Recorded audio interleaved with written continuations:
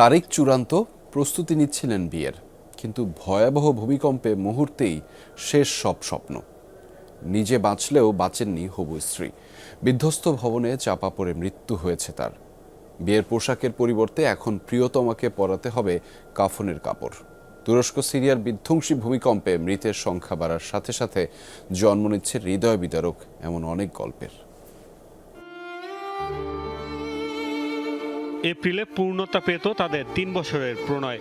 বধূ সাজিয়ে প্রেমিকাকে ঘরে তোলার কথা ছিল।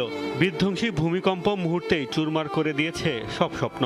তাই তো মর্গে পড়ে থাকা হবু স্ত্রীর প্রাণহীন দেহকে শেষবারের মতো জড়িয়ে ধরেছেন তুর্কি তরুণ ইউনুস।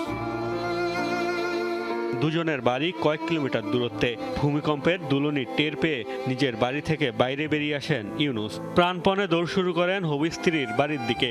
তবে শেষ রক্ষা হয়নি, প্রিয়তমাকে জীবিত পাননি তিনি। তার কথা বলে শেষ করা যাবে না। যখন আমি সামরিক প্রশিক্ষণ শেষ করি তখন প্রথমবার তাকে দেখি।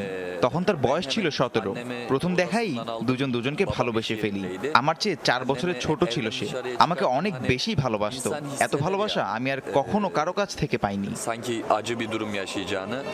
গেল বছরের সেপ্টেম্বরে বিয়ে হওয়ার কথা ছিল দুজনের। পারিবারিক কারণে তা পিছিয়ে যায় 28 এপ্রিলে। আর এখন বিয়ের পোশাকের পরিবর্তে হবু স্ত্রীকে পরাতে হবে কাফনের কাপড়। তাকে কথা দিয়েছিলাম, যত কিছু হোক আমাদের কেউ আলাদা করতে পারবে না। এপ্রিলে 28 তারিখ আমাদের বিয়ে হওয়ার কথা ছিল।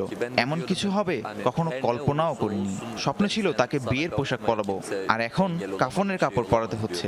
এই অনুভূতি ভাষায় প্রকাশ করার মতো নয়।